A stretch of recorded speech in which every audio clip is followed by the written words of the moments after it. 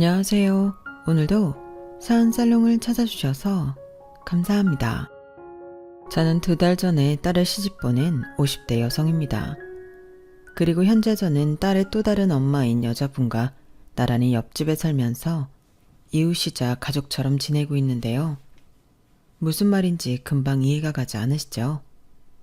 네, 그럴 겁니다. 그만큼 저희 가족에겐 특별한 사연이 있거든요. 그리고 그 사연을 처음부터 전부 이야기하려면 책 10권은 거뜬할 정도로 사연이 좀 많은데요.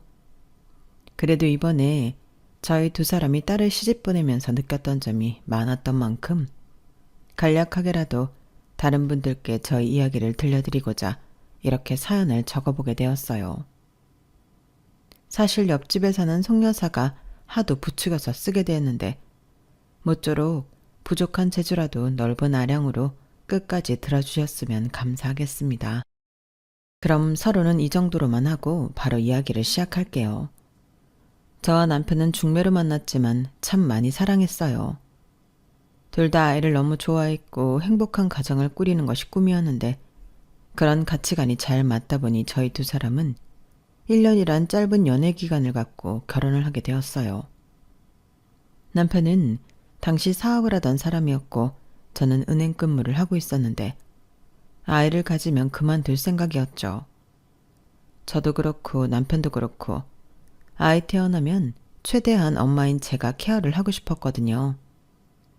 그래서 저희 부부 계획으로는 아이를 3 정도 낳아 어린이집은 건너뛰고 5살이 되면 유치원부터 보내자고 생각했는데 남들은 애 셋을 어떻게 혼자 다 보내려고 그러라고 했지만 저는 아무 문제 없다고 했죠.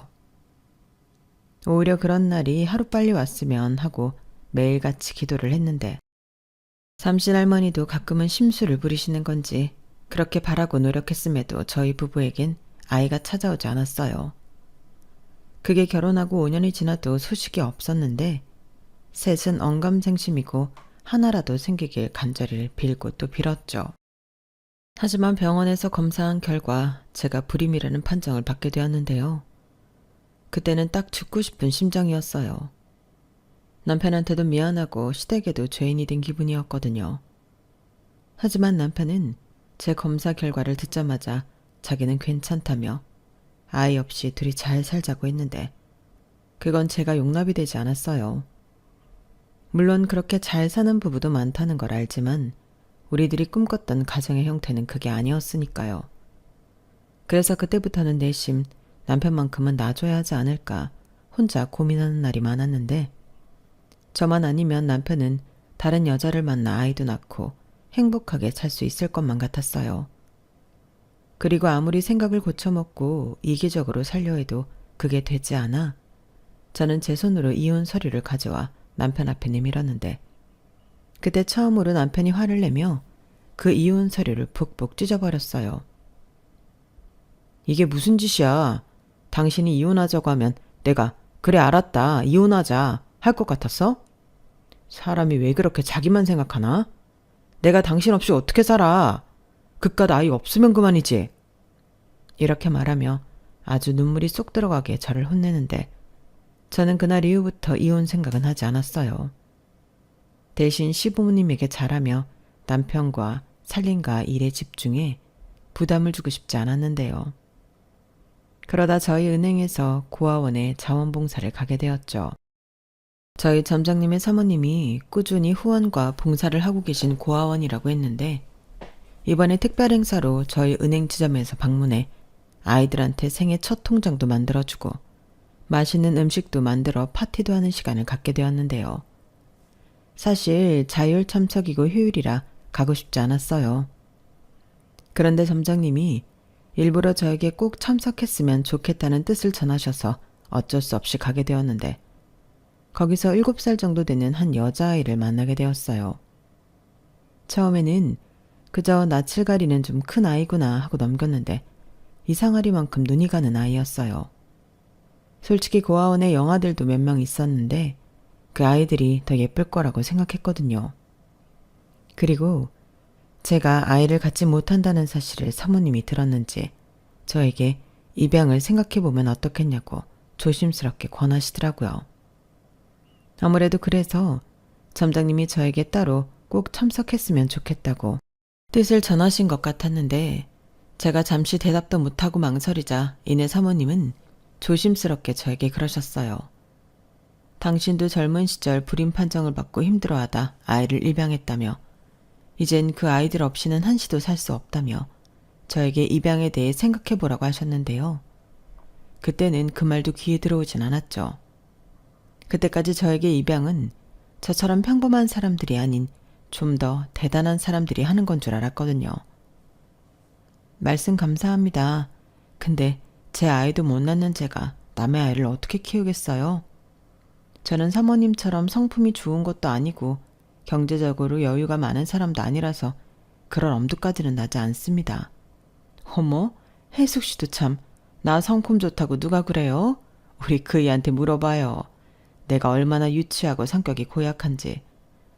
그나마 애들 키우면서 어른이 되었죠. 그래서 저 사람이 우리 애들한테 맨날 엄마 사람 만들어줘서 고맙다고 한다니까요. 농담 아니에요. 그리고 나는 뭐 좋은 일 하라고 전도하는 사람도 아니고 내가 해보니까 좋아서 나도 좋고 애들도 좋고 우리 서로 가족이 필요한 사람들이었으니까요. 근데 혜숙 씨도 그런 가족이 필요한 거 아니에요? 내가 잘못 봤나? 아무튼 이런 일은 강요할 수도 없는 일이고 나는 그냥 제안만 해보는 거니까 혹시 기분 상했다면 사과할게요. 근데 혜숙 씨, 이 아이들 자는 얼굴 좀 봐요. 참 평화롭죠? 자기가 지금 어떤 현실에 놓여 있는 줄도 모르고 한없이 평화롭잖아요. 나는 이런 아무 죄 없는 아이들이 힘들지 않았으면 좋겠어요. 저는 사모님의 말에 깊이 공감했어요. 정말 아이들만 놓고 본다면 너무 안타깝고 저 아이들을 무책임하게 버린 부모라는 사람들이 무슨 사연이 있건 천벌을 받아 마땅하다고 생각했는데 근데 무엇 때문인지 집에 오고 나서도 사모님의 말이 제 머릿속에서 빙빙 돌더라고요. 그래서 그날 저녁 남편에게 입양에 대해 물어봤는데요. 뭐? 입양? 자기 아이 입양하고 싶어? 남편은 이렇게 의외라는 얼굴로 저에게 되물었어요. 사실 자기도 요즘 입양에 대해 생각하고 있었다며 나중엔 제가 먼저 말을 꺼내줘서 고마워하더라고요. 그러면서 자기가 아는 거래처 사장님도 딸아이를 입양해 키우시는데 그 모습이 너무 보기 좋았다며 자기도 할 수만 있다면 그러고 싶다고 했는데 남편이 그렇게 나오니 제 마음이 술렁이기 시작했죠. 그래서 그날 이후 혼자 다시 고아원을 찾아가 입양 관련 상담을 받았는데 입양도 그 절차가 만만한 건 아니었어요. 하긴 한 생명의 부모가 되는 절차인데 까다롭고 심사숙고한 것이 맞죠. 그리하여 저는 더 고민을 해보겠다고 말을 남기고 다시금 영아 아이들을 만나보고 고아원을 나서려고 했는데 그때 제 눈에 또 7살 그 여자아이가 들어왔어요. 어쩐지 그늘이진 얼굴에 말수가 적은 아이였는데 원장님이 소아 우울증이라고 하시더라고요. 우리 예서는 누구보다 활발하고 명랑한 아이였어요. 그런데 무슨 이유인지 갑자기 저렇게 됐는데 도통 말을 해주지 않으니 저도 답답하기만 하네요. 저 어린 것이 얼마나 힘들었으면. 저는 원장님 말에 가슴이 너무 아팠어요. 어른도 우울증에 걸리면 그렇게 힘들다고 하는데 한참 밝게 만져라도 모자를 저 어린아이가 우울증이라니. 저는 집에 돌아오는 내내 그 아이 생각만 했는데요. 그렇게 일주일을 지나고 저는 결심하게 되었어요. 저라는 평범한 사람이 세상을 바꿀 수는 없겠지만 적어도 그 아이가 사는 세상은 바꿔줄 수 있을 것 같았거든요. 어쩌면 오만한 생각일 수도 있는데 그런 생각이 들었을 때는 어떤 망설임도 들지 않았어요. 그냥 그 아이는 내 아이라는 가슴속 낙인이 찍혀버렸는데 그러니 이젠 다른 아이로도 대체할 수 없게 되었죠. 그리고 이런 제 결심을 저는 곧장 남편에게 말했는데요. 남편도 덩달아 그 아이가 너무 보고 싶다고 했어요. 그리하여 저희는 다시 고아원으로 향했고 아이를 만난 뒤 원장님과 본격적인 입양 절차 및 심층 상담을 받았는데요. 원장님은 다른 걸 다 떠나 늘 아픈 손가락이었던 그 아이를 선택한 저희 부부에게 감사의 마음을 전하셨어요. 당신은 당신의 부주의 속에 아이가 상처받고 그런 병에 걸린 것이 아닐까 늘 죄책감이 들었다고 하셨거든요. 그리고 상황이 이렇다 보니 나라에서는 더 까다롭게 심사를 할 거라며 그래도 지치지 말고 포기하지 말아달라고 부탁을 하셨는데 저랑 남편도 이미 그때부터는 만반의 각오가 되어 있었어요. 아이 없이 둘만 살 거라고 생각했는데 새 식구가 된다고 생각하니 매일 가슴이 뛰어 너무 행복했거든요. 그리고 최대한 아이도 저희 집에 왔을 때 그런 행복을 느꼈으면 해서 아이 방도 신경 써서 우리 부부가 손수 꾸미고 서류 심사는 물론이고 면접과 또 방문 검사 등등 꽤 오랜 시간 입양 절차를 밟았는데 그렇게 1년을 넘기고 저희는 마음으로 낳은 예서, 아니 아영이를 가족으로 맞이할 수 있었어요. 지금도 그때를 떠올리면 송여사한테는 미안하지만 가슴이 벅차오르는데 왜 입양을 가슴으로 아이를 낳는 거라고 하는 줄 알겠더라고요. 가슴이 벅차 터질 것만 같은 그 기분을 저는 생전 그날 처음 느꼈어요. 그리고 그 전에도 아이를 만나 친해지려 노력했지만 그 이후에도 저희 부부는 진짜 부모가 되기 위해 갖가지 노력을 기울였는데요. 우선 상담 치료를 받으며 언제까지나 저희가 부모로서 함께 해줄 거라는 신뢰를 쌓기 위한 노력을 기울였는데 그러는 과정에서 아이가 왜 우울증에 걸렸는지 알게 되었어요. 아이는 어느 순간부터 시설 밖의 아이들은 부모와 함께하고 자기들만이 집에 가는데 자기는 부모도 없고 집 같지 않은 곳에서 언니, 오빠, 동생들과 지낸다는 사실을 알았다 하더라고요. 그리고 그게 꽤나 충격적이었는지 그 나이에 아이가 생각했다는 것이 믿기지 않게 저는 버려진 아이예요. 다른 친구들이 그랬어요. 저는 부모가 버리고 갔다고. 저는 필요 없는 애예요. 라는 말을 상담 선생님께 했다고 전해 들었는데요. 그 말을 듣는데 얼마나 울었는지 모릅니다. 그 작은 아이가 얼마나 그게 무섭고 두렵고 상처였을까. 제 가슴이 다 도련해지는 것 같았거든요. 그래서 저는 그날 이후 딸아이를 위해 살기로 마음먹었어요. 늘 한마디 한마디에 사랑을 담아 이야기했고 딸아이의 반응을 지치지 않고 기다리며 아영이가 딸이고 제가 엄마라는 것을 늘 자랑스럽게 얘기했는데 그런 노력이 아이의 마음에도 통했던 건지 점차 아영이는 변하기 시작했어요. 거의 한마디 하지 않던 아이가 2마디, 3마디 말을 하기 시작했죠. 그게 꼬박 1년이 걸렸는데 마치 크리스마스 선물처럼 아영이는 드디어 저희에게 엄마, 아빠라고 불러주었어요. 그때는 정말이지 세상을 다 가진 기분이었는데 그제서야 그토록 바라던 아이를 얻었다는 것이 실감이 나더라고요. 그리고 아이가 마음의 문을 열어준 것이 고마워 저도 남편도 우리는 언제까지나 너의 곁에 있을 거고 너를 지킬 거라고 약속하고 또 약속했는데요. 그렇게 저희는 새 식구로 새로운 출발을 하게 되었어요. 지금 생각해도 완벽했고 이보다 더 완벽할 것 없이 행복을 만끽하고 살았는데 한 5년 정도 지났을까요?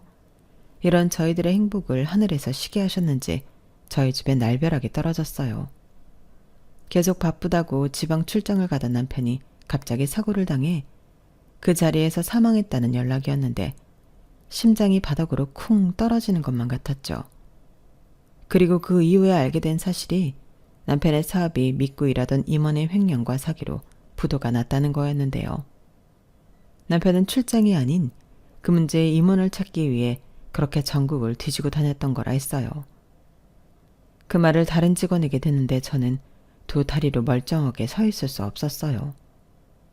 아내라는 사람이 남편에 대해 이렇게 모르고 살았다니 허망하게 떠난 남편한테도 미안하고 스스로 용서가 되지 않았는데 떠난 남편이 그동안 얼마나 혼자 힘들었을지 생각하면 밥도 넘길 수 없었고 잠도 잘 수 없었어요. 저는 그럴 자격이 없다고 생각했죠.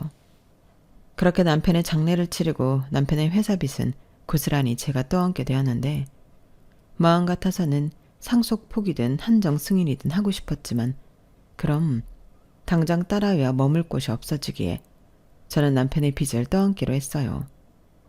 대신 회사를 정리하고 많은 사람들의 배려로 이자는 빼고 원금만 갚기로 했죠. 빚잔치라고 하죠. 저는 회사를 판 돈으로 그걸 했어요. 우선 고마웠던 직원들에게 남편 대신 월급과 퇴직금을 정산해줬고 다행히 그러고도 돈이 아주 조금 남아 급한 불부터 끄기 시작했는데 일부 직원들은 남편한테 받은 은혜가 깊다며 퇴직금을 돌려주기도 했었죠. 그런 것만 봐도 남편이 얼마나 직원들을 아끼고 생각했는지 알 수 있었는데 이렇게 허망하게 보낼 줄 알았다면 따뜻한 밥이라도 더 해주고 사랑한다는 말도 더 자주 해줄 걸. 저는 마음속에 지옥을 품고 살아야만 했어요. 그러던 중 아이의 담임선생님께 한 통의 연락을 받게 되었죠. 저기 아영이 어머니, 큰일을 겪으셔서 많이 힘드시죠? 어떻게 위로의 말씀을 드려야 할지. 아, 네. 솔직히 괜찮다고 말하긴 어렵긴 하네요. 그러시겠죠. 이해합니다. 그런데 제가 그럼에도 불구하고 이렇게 연락을 드린 건 아영이 때문이에요. 네? 저 얘가 왜요? 무슨 일이 있나요? 아영이는 아무 말도 안 했는데. 그게 제가 우연히 아영 일기를 봤어요. 일부러 보려고 그런 건 아니었는데 교실에 떨어져 있더라고요. 그런데 거기 내용이 아영이가 다시 고아원에 가야 할지도 모른다고 생각하는 것 같아요. 그래서인지 요즘 아영이가 말수도 없어지고 우울해하는 게 제가 걱정이 좀 되어서요.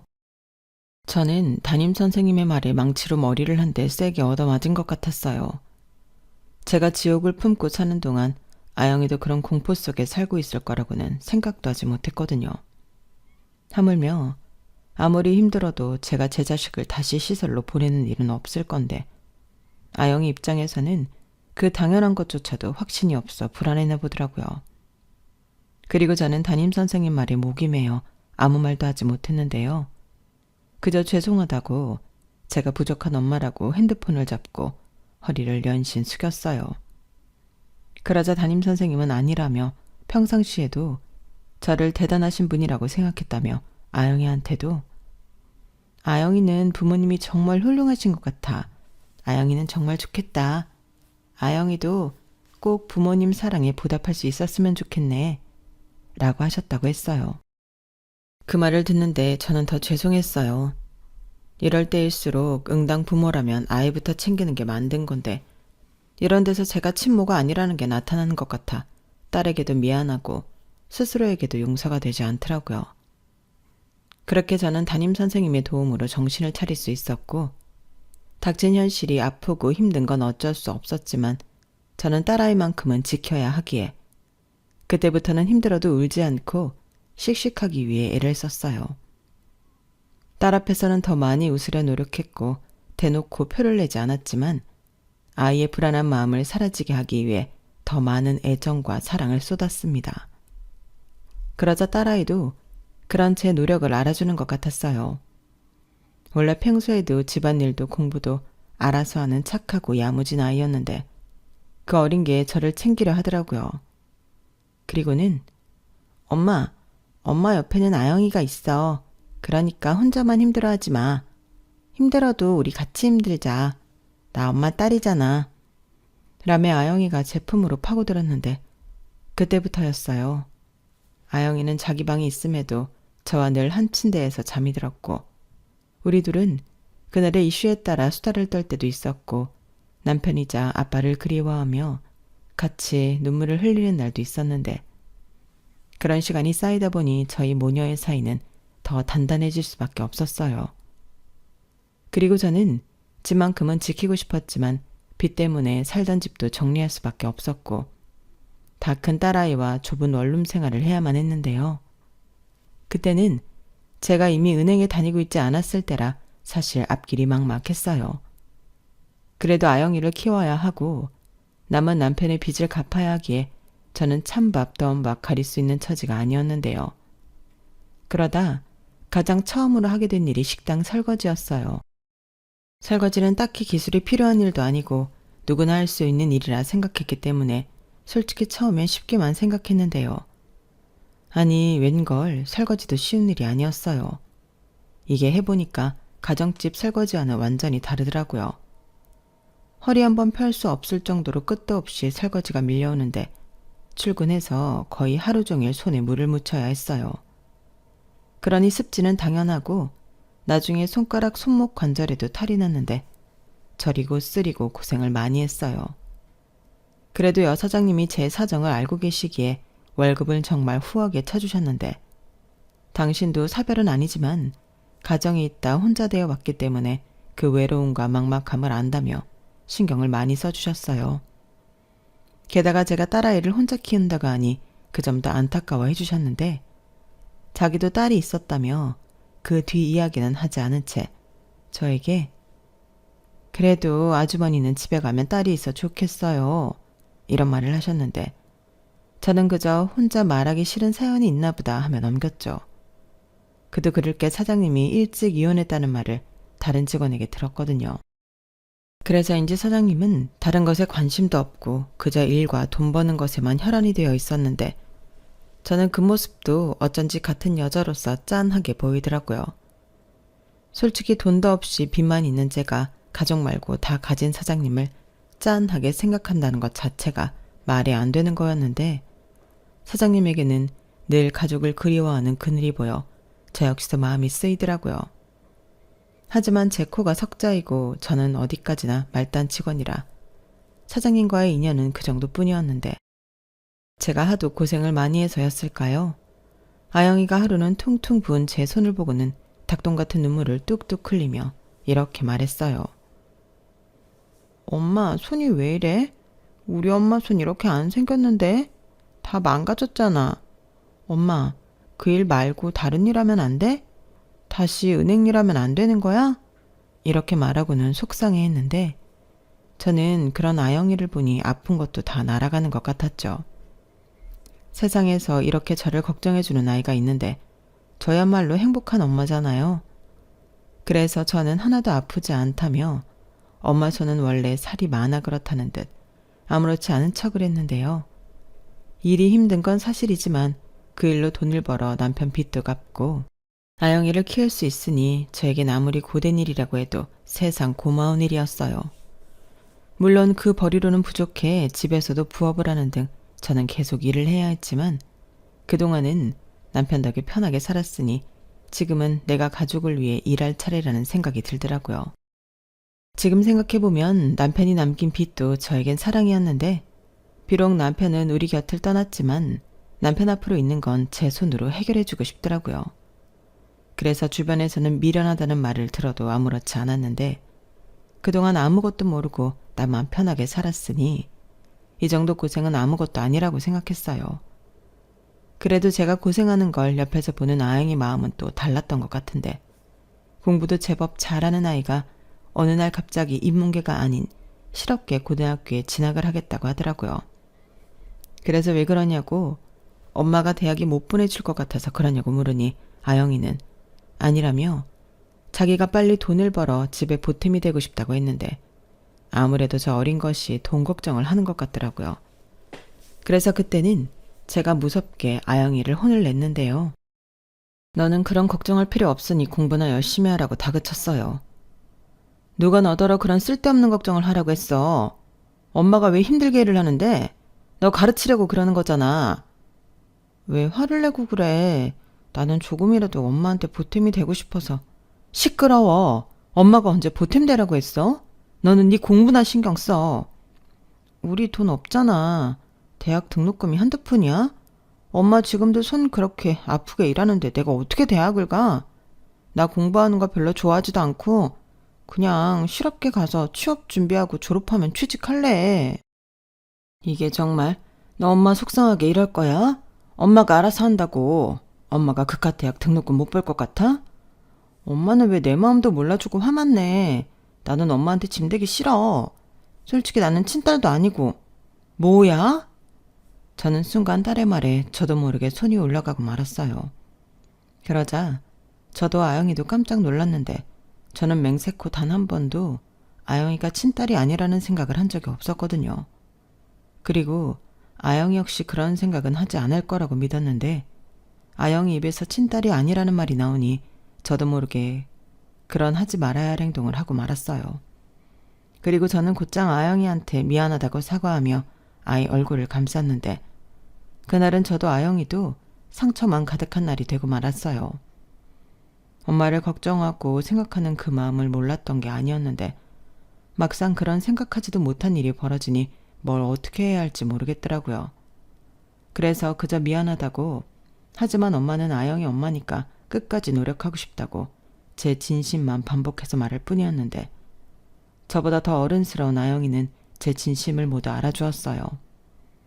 자기는 엄마에게 부담을 주고 싶지 않았지만 엄마의 생각을 알았다며 자기도 앞으로 더 열심히 공부하겠다고 했는데, 그제야 저도 안심이 되었어요. 부모라면 당연히 나보다 내 자식이 편하게 살길 바라잖아요. 그래서 저는 힘 닿는 데까지 아영이 뒷바라지를 하고 싶었는데, 친정은 그런 저를 이해 못하겠다 하시더군요. 사실 친정 부모님이 더 모질게 말씀하셨는데, 친딸도 아니고 남편도 없는 마당에 무슨 사서고생을 하냐며 저더러 다 그만두라고 하셨어요. 그렇기 때문에 저는 친정 도움도 전혀 받을 수 없었고, 시댁은 남편이 남긴 빚이 있다는 걸 알았기 때문에 제 연락을 피하셨는데, 솔직히 서운하지 않았다고 하면 거짓말이지만 저는 그냥 다 묻어두기로 했네요. 그들도 아들을 잃었는데 그 속이 오죽할까. 저라도 괴롭히고 싶지 않았어요. 그렇다 보니 저는 아영이 말고는 아무도 없었는데, 어떻게 보면 그런 점이 사장님과 비슷하다 여겼던 거죠. 그래서 저도 열심히 일하며 사장님 가게에서 8년 정도 있었는데, 도저히 손이 아파 더는 일을 할 수 없게 되어 저는 가게를 그만두게 되었어요. 사장님이 설거지 말고 다른 일을 시켜주겠다고 배려를 많이 해주셨는데, 그 역시도 손을 많이 써야 하니 할 수가 없더라고요. 장사가 잘 되는 가게인데 제가 민폐를 끼칠 수는 없으니까요. 그래서 저는 다른 일을 찾아보게 되었고, 건물 청소와 어린이집 식당 보조 일을 하며 살았는데, 고맙게도 아영이가 공부를 열심히 해줘서 대학도 장학금 받아서 가고 저의 부담을 덜어줬어요. 남들 다 다니는 학원도 못 다니고 혼자 공부하기 힘들었을 텐데, 장학금까지 받고 서울에 있는 명문대까지 떡 하고 붙어주니 다른 사람들도 저를 다 부러워하더라고요. 그도 그럴 게 아영이가 그 어렵다는 법대에 들어갔거든요. 그리고 자기는 돈 잘 버는 변호사가 되겠다며 대학에 간 뒤에도 공부를 소홀히 하지 않았는데, 가끔은 그게 또 미안하고 그러더군요. 한창 이쁘고 좋을 때인데 남들 다 하는 연애도 하지 않고 애가 공부만 하니까 어째 이것도 저 때문에 그러나 괜히 제가 자격지심이 들었어요.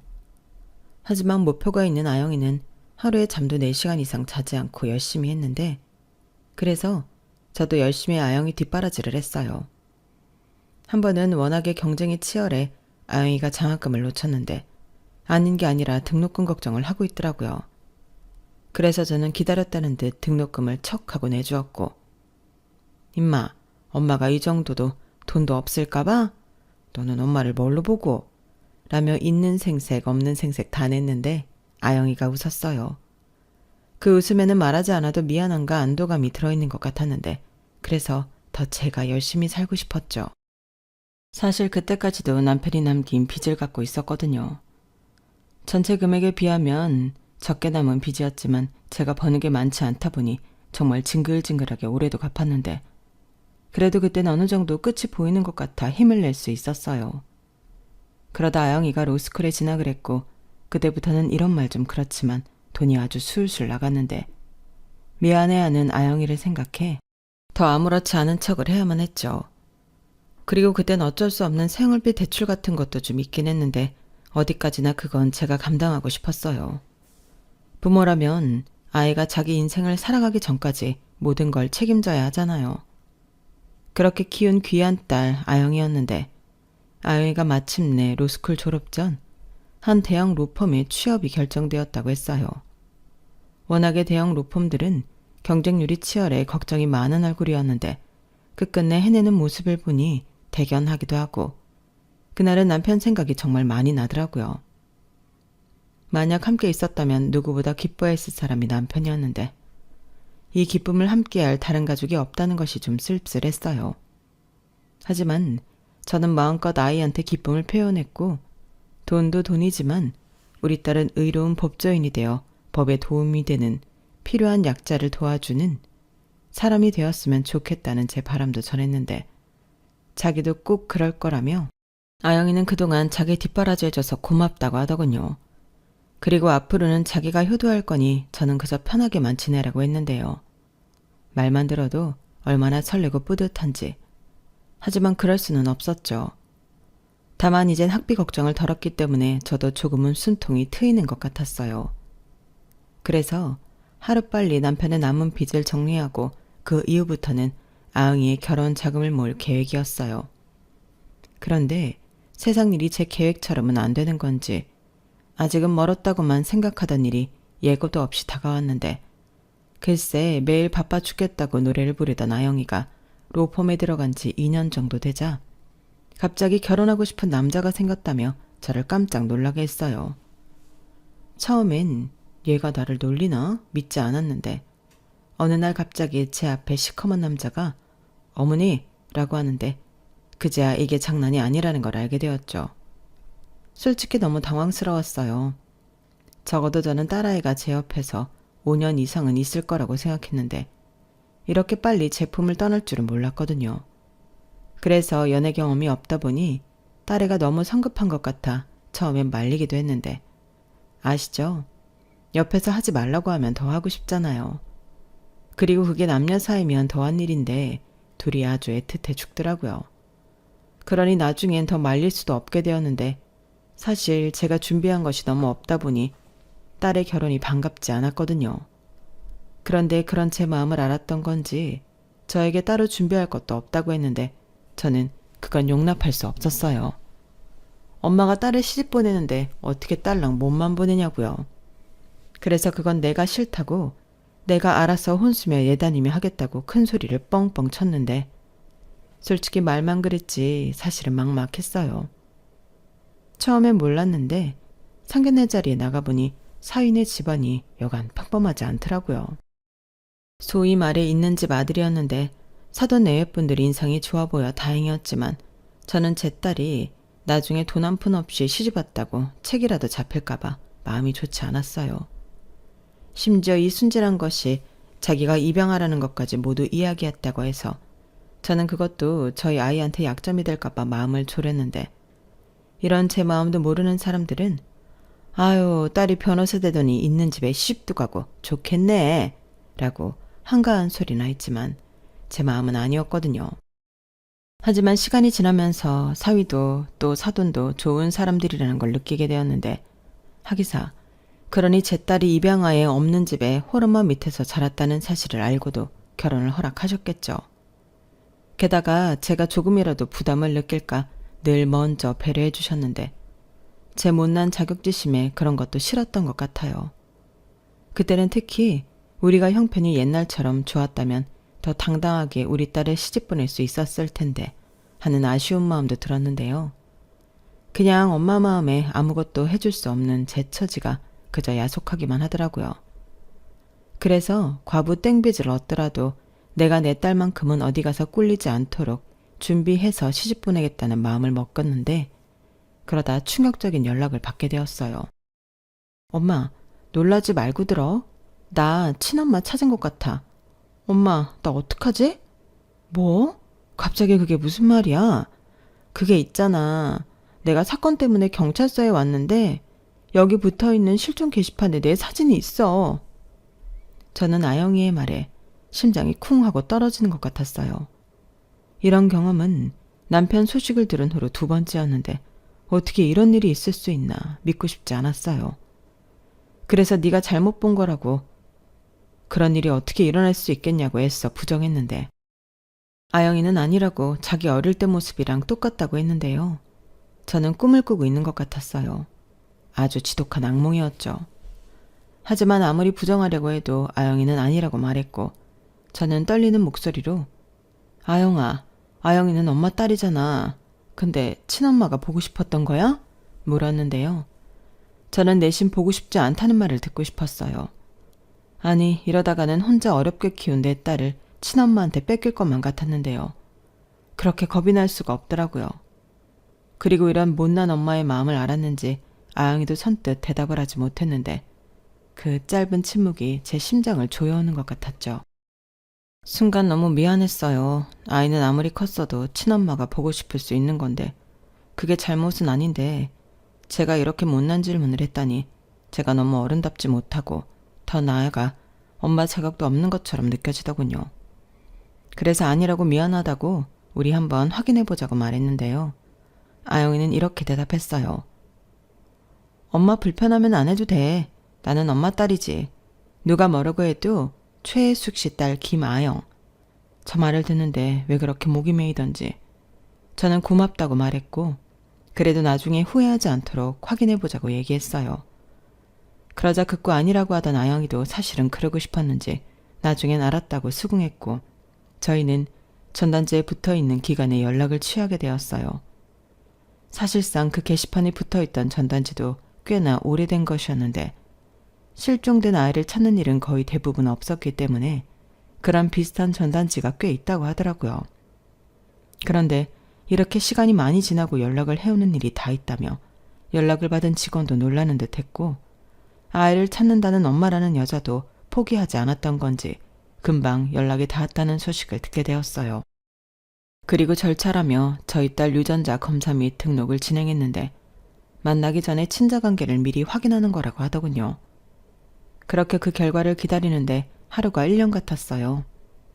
아이가 친모를 찾았으면 좋겠다는 마음 반, 친자가 아니라고 결과가 나오길 바라는 마음 반이 뒤섞여 밤에 잠도 오지 않았는데 만약 친엄마가 맞다면 이제 나는 어떻게 해야 하나 5만 가지 생각이 다 들었죠. 당장 아영이 결혼식 혼주석에도 내가 못 앉고 친엄마인 그 여자가 앉게 되는 건가 5만 가지 생각이 다 들었는데 검사 결과는 친자관계가 맞았어요. 하긴 이미 아영이가 자기 어릴 때 사진이 맞다고 저리 확신을 했는데 이상할 일도 아니었어요. 그리고 이윽고 아영이와 친엄마가 만나는 날이 정해졌는데 사실 그때부터는 무슨 정신으로 살았는지 모릅니다. 그런데 아영이가 저더러 같이 가자고 하더라고요. 뭐? 엄마랑 가자고? 야, 그건 좀 그렇잖아. 친엄마 입장에서 내가 보고 싶을까? 왜? 당연히 보고 싶지. 나 잘 컸잖아. 누구 덕에 이렇게 컸는데. 나는 엄마랑 같이 가고 싶어. 그래도 이번에는 너 혼자 가고 다음에 보는 게 어떨까? 둘이 할 얘기도 많을 거잖아. 싫어. 내가 왜 그 사람을 엄마도 없이 둘만 만나. 나는 친엄마라는 사람이 궁금한 건 맞지만 둘이 만나고 싶진 않아. 그랬으면 엄마한테 애시당초 말도 안 했지. 아영이는 무조건 자기 친엄마를 만나러 갈 때 저랑 가겠다고 고집을 부렸어요. 그리고 상대 쪽에도 자기를 키워준 엄마랑 같이 나가겠다고 이야기를 했다고 했는데 그쪽에서도 좋다고 했나 보더라고요. 그래서 아영이의 성화에 못 이겨 그 자리를 저도 나가게 되었는데 솔직히 두려웠지만 저도 내심 궁금했답니다. 제가 세상에서 가장 사랑하는 딸을 낳은 사람이 어떤 사람인가 보고 싶었어요. 그리고 이왕이면 좋은 사람이길 바랬는데 저는 가끔 TV에 무책임한 여자들이 나올 때면 저런 여자가 내 딸의 생모일까 걱정했던 적이 있었거든요. 그럼 저도 상처겠지만 아영이가 상처를 받을 것 같아 싫었는데 저리 오랫동안 아이를 찾으려 노력했다고 하니 사연이 있어 그랬다고 믿고 싶었네요. 그리고 그렇게 나간 자리에서 직원의 안내를 받고 딸아이의 친엄마 얼굴을 확인한 저는 너무 놀라 입이 떡하고 벌어질 수밖에 없었는데 그 여자는 제가 아는 사람이었어요. 딸애는 처음 보는 사람이었겠지만 저는 굉장히 오랫동안 옆에서 봤던 사람이었죠. 제가 처음 식당 설거지 일을 할 때 그 짠했던 사장님이 제 딸의 친엄마였던 거예요. 그리고 아무것도 모르고 그 사장님은 저한테 집에 가면 딸아이 얼굴도 볼 수 있고 좋지 않냐며 때 되면 딸이랑 맛있는 거라고 먹으라고 보너스를 주시곤 했는데 세상에 이런 일이 다 있나. 다리가 순간 후들거려 저는 자리에 서 있을 수 없었어요. 그래서 털썩하고 다리에 힘이 풀려 주저앉았고 그 요란에 사장님, 아니 아이의 친엄마가 저를 보게 되었는데요. 사장님이 놀랐는지 두 손으로 얼굴을 묻으시더군요. 아영이는 영문을 모르다가 나중에 저희 두 사람의 관계를 알게 되었는데 많이 놀라는 눈치였어요. 그리고 평소에는 자기 가족 얘기를 거의 하지 않았던 사장님의 진짜 사연을 듣게 되었는데요. 남편과 사이가 안 좋아 이혼 소송을 하는 과정에서 사장님의 시어머니, 그러니까 아영의 친할머니가 손녀를 뺏기지 않겠다고 몰래 데리고 나가 잃어버렸다고 했어요. 무슨 고속도로 휴게소 같은 곳이라고 했는데 그 할머니 말로는 잠깐 사이에 거짓말처럼 아이가 없어졌다며 억울하다고 했답니다. 자기도 손녀를 잃어버린 피해자라고 했대요. 아니, 애를 잃어버리고 할머니라는 사람이 그딴 소리를 할 수가 있나요? 저는 듣기만 해도 너무 화가 났는데 친엄마인 사장님 속이 어땠을까? 저는 감히 짐작도 되지 않았어요. 그리고 그런 사연이 있으니 얼굴에 그늘이 있었구나. 예전에 제가 느꼈던 그 감정의 이유도 알 것 같았는데요. 사장님은 제 손을 꼭 잡고 고맙다고 하셨어요. 우리 딸 끝까지 잘 키워줘서 너무 고맙습니다. 포기하지 않고 끝까지 잘 지켜주셔서 제가 너무 감사해요. 정말 감사해요. 이렇게 계속 고맙다, 감사하다 하셨는데요. 저는 거꾸로 너무 죄송했네요. 친엄마가 아니길 바랬고 또 그런 실종 전단지가 경찰서 게시판에 붙어 있었다는 것도 너무 싫었는데 그런 제 못난 마음이 찔렸거든요. 그리고 사장님을 통해 나는 아영이를 만나 의지하고 버틸 수 있었지만 사장님은 아영이를 잃어버리고 얼마나 오랫동안 끝도 모르는 지옥에서 힘들었을까. 희비가 엇갈린 그런 두 엄마의 마음을 알 수 있었는데요. 그건 아영이도 마찬가지인 것 같았어요. 그 똑똑한 아이가 어떻게 해야 할지 몰라 하더라고요. 그리고 사장님도 그때는 아영이 눈치와 제 눈치를 보느라 연신 물잘만 들었다 놨다 반복했는데 그때 알았죠. 이 순간을 넘길 수 있는 사람은 저밖에 없다는 걸요. 그래서 제가 먼저 이야기를 꺼냈어요. 그런 사연이 있었냐. 우리는 어쩌면 이렇게 만나려고 내가 사장님 가게에 가서 일을 했나 보다. 사장님이 주신 보너스도 결국에는 사장님 딸한테 쓰라고 주는 돈이었다는 등 저도 참 주저리 말을 했는데요. 제 그런 노력이 통했는지 분위기가 점점 부드러워지기 시작했어요. 언제고 딸을 찾으면 그동안 못해준 것들 전부 해주겠다고 사장님은 그렇게 돈에 집착하고 돈만 벌었다며 평상시에는 내보이지 않던 속이야기를 하기 시작했는데 저는 그 마음도 알 것 같더군요. 아마 그 마음이 없었다면 사장님은 한시도 버틸 수 없었을 거예요. 그리고 저 역시 딸아이가 있어 남편을 잃은 슬픔을 이겨내고 살 수 있었다며 이런 천사를 낳아줘서 감사하다는 말을 전했는데 아영이는 연신 울기만 하더군요. 그리고 저는 몇 달이 지나면 아영이 결혼식이 있다고 미리 들고 간 청첩장을 드렸는데요. 처음부터 그럴 생각은 눈꼽만큼도 없었는데 어차피 혼자 앉게 될 혼주석에 같이 앉자고 제가 먼저 제안했어요. 그러자 아영이도 놀라고 사장님도 놀랐는데 낳아준 엄마, 길러준 엄마가 함께 혼주석에 앉는 게 뭐가 그렇게 이상한 일이냐고 제가 말했어요. 그리고 어차피 저는 친정 가족들과 연도 끊고 살고 있었기 때문에 뭐라고 왈가왈부할 가족도 없었는데요. 다만 사돈 내외분들이 불편해하실까 그게 좀 염려되긴 했었죠. 하지만 며칠 뒤 안사돈 분에게 듣게 된 대답은 저희야 사부인의 의견에 따를 뿐이죠. 정말 어떻게 그런 생각을 다 하셨어요? 같은 여자지만 사부인은 정말 대단하신 것 같습니다. 저희 아들이 복이 많은가 봐요. 장모님까지 이리 성품이 좋으니 였는데요. 제가 다 감사한 마음이었어요. 사실 어떻게 보면 불편할 수 있는 일이 잔뜩인데 그걸 다 좋다고 이해해 주시고 저한테 저리 좋은 말까지 해주시다니 저야말로 안 사돈 성품을 배워야겠다는 생각이 절로 들었죠. 그리고 저는 사장님께 이젠 다 되었으니 딸 결혼식에 참석해 친정엄마로서 함께 딸의 결혼을 축하해 주자고 말했는데요. 사장님이 자기가 너무 염치가 없는 것 같다고 하시면서 고맙다고 하셨어요. 보통 딸의 결혼은 평생에 한 번이잖아요. 그러니 염치가 없어도 그 자리에 함께하고 싶은 마음은 응당 당연했을 건데 당신 입으로 그 자리에 가고 싶다는 말은 참아하기 어려웠겠죠. 게다가 혼주석에 같이 앉자는 저의 제안은 지금도 파격적이라고 주변에서 얘기하는데요. 저도 그땐 왜 그랬는지 알 수 없지만 제가 하고도 제 스스로 잘한 일이라 생각합니다. 덕분에 딸은 어느 쪽 엄마 눈치 볼 것도 없이 마음 편하게 결혼식을 올릴 수 있었는데 사장님이 결혼식을 얼마 안 남기고 저에게 받으라며 돈 뭉치를 주셨어요. 그리고는 자기도 딸 시집 보내는데 가만히 있을 수 있냐며 이 돈이라도 보태라 하셨는데 아마 제가 없는 살림에 무리하면서 딸 결혼 준비를 했을 거라는 걸 아는 눈치였어요. 하지만 행여 제 자존심을 상하게 할까 굉장히 조심스럽게 말씀하셨는데 솔직히 그 돈을 거부하고 싶지 않았어요. 사장님의 마음도 너무 잘 알겠고 저 역시 무리해서 준비한 것이 맞다 보니 이 돈으로 우리 딸 더 잘 준비해 시집 보내고 싶었거든요. 왜 엄마 마음이라면 그렇잖아요. 할 수 있으면 집안 기둥 뿌리라도 뽑아서 세상에서 제일 귀한 건 다 해서 보내고 싶은 마음인데 저라고, 아니 우리라고 안 그러겠냐고요. 그래서 저랑 사장님은 그 몇 달을 거의 매일 만나며 아영이 결혼식 준비를 함께 했는데 그러는 시간 동안 서로 많은 걸 알게 되었어요. 그전에는 남편 죽고 딸이랑 힘들게 사는 여자, 가족은 없지만 돈은 많은 사장님, 이 정도로만 알고 지내던 저희 두 사람이 서로의 살아온 그 시간을 공감하고 이해하며 서로의 마음을 보듬기 시작했는데 그때 딸의 결혼식을 하루 앞두고 아영이의 제안으로 셋이서 함께 잠을 자게 되었어요. 한 번은 이렇게 해보고 싶었다며 저랑 사장님 사이에 누웠는데 그때 기분이 참 이상했죠. 나영이는 앞으로도 저랑 사장님을 똑같이 엄마라 부르며 자기가 효도하고 싶다고 했어요.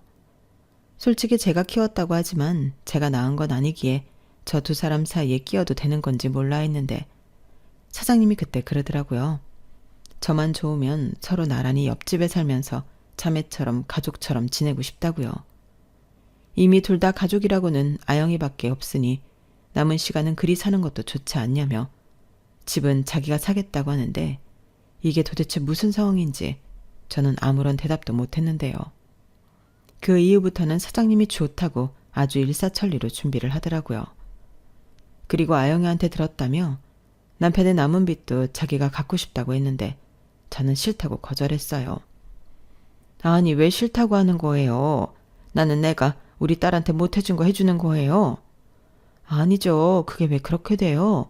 그건 제 남편 빚이잖아요. 아니에요. 우리 딸 키운다고 그 고생을 했는데 이제라도 내가 보상해야죠. 저리 훌륭하게 키웠는데 그게 도대체 무슨 말이에요. 집도 그래요. 나는 완전히 대골 같은 집을 지어드려도 부족하죠. 사장님 왜 그러세요? 됐다고요. 내가 뭐 남의 딸을 키웠나? 나는 내 딸 키웠어요. 사장님처럼 돈은 없어서 풍족하게 못 키웠지만 최선을 다해서 키웠어요. 아우 또 말 그렇게 서운하게 해요. 나는 고마워서 그런 건데. 그리고 내가 모르면 몰랐지 다 아는데 그거 얼른 다 갚아버리고 우리 앞으로 편하게 재미나게 삽시다. 나는 앞으로 최 여사라고 부를 생각이에요. 네? 최 여사요? 아니 그게 뭐예요? 왜요? 그럼 내가 아줌마라고 불러요? 나한테 사장님이라고 부르고? 그거야말로 이상하죠. 앞으로 나는 송 여사예요. 우리 서로 최 여사, 송 여사 이렇게 부르고 삽시다. 아영이한테도 최엄마, 송엄마 그렇게 부르라고 했어요. 아영이는 좋다고 하던데? 안 그래도 어떻게 불러야 하나 고민했다면서. 정말 못 말리는 모녀 사이네. 아영이가 좋다고 했다고요? 그게 뭐예요? 최엄마, 송엄마라니. 처음엔 이상하지. 계속 부르다 보면 괜찮아요. 그럼 뭐 작은 엄마, 큰 엄마 불러요? 아니면 친엄마, 법적엄마 그렇게 부르라 할까요? 설마 내가 엄마 소리 듣는 거 싫은 건 아니죠? 사장님도 참 그랬으면 제가 혼주 자리에 같이 앉자고 퍽도 그러겠어요. 그 봐요. 그리고 왜 사장님이에요? 송여사라니까. 자 불러봐요. 송여사. 저는 사장님한테 아니 송여사한테 저렇게 귀여운 구석에 있는 줄 몰랐어요. 나이도 제가 5살 많았는데 저리 보니 어린 티가 나더라고요. 그래서 저는 송여사를 동생이라고 생각하며 지내기로 했는데 솔직히 아영이를 시집 보내고 지금까지도 송여사한테 의지하며 살고 있네요. 확실히 돈 많은 동생이 옆에 사니까 불편한 게 하나도 없더라고요. 다만 한시도 혼자 있지 않고 저를 쫓아다녀 귀찮게 했는데 자꾸 보니 이젠 정말 제 동생 같고 정이 갑니다. 전에는 보였던 그늘도 요즘은 없더라고요. 그래서 최 여사, 송 여사 말고 언니 동생 하자고 내가 순자라고 부르겠다고 했는데 자기는 이름이 싫다며 송 여사라 부르라며 고집을 피웠어요. 그럴 때 보면 고집센 아영이랑 똑 닮았는데 아무래도 제가 전생에 이 모녀랑 아주 각별한 사이였나 봅니다. 그리고 지금까지도 시집간 아영이는 물론이고 저도 송 여사도 잘 지내고 있는데요. 제가 말년에는 복이 좀 있는 것 같아요. 이렇게 좋은 사람들을 만나 다시금 웃고 있다니. 하늘에 있는 남편도 이제는 마음 편히 있을 수 있겠죠. 저는 그 생각만으로도 많은 것이 감사할 따름입니다. 앞으로 살 날도 많겠지만 지나온 시간을 되돌아보면 정말 많은 일들이 있었는데 이 자리를 빌어 지난날 제 자신한테 해주고 싶은 말이 있어요. 사실 그 한마디를 해보고 싶어 이리 긴 이야기를 적게 되었는데요. 조금 쑥스럽지만 그래도 이런 기회가 없을 것 같아 용기 내어 적어볼게요. 혜수가, 그 힘든 시간 우리 아영이 포기하지 않고 잘 버텨줘서 고마워. 그동안 수고 많았다. 막상 이렇게 제가 듣고 싶은 말을 제 손으로 적어보니 기분이 이상한데 꼭 저 말은 제가 제 자신에게 해주고 싶었어요. 그때 당시는 정신도 없고 여유도 없어서 저런 생각을 미처 하지도 못했는데 저도 이제는 좀 마음의 여유가 생겼는지 그때 당시 제 자신에게 칭찬의 말을 해주고 싶더라고요.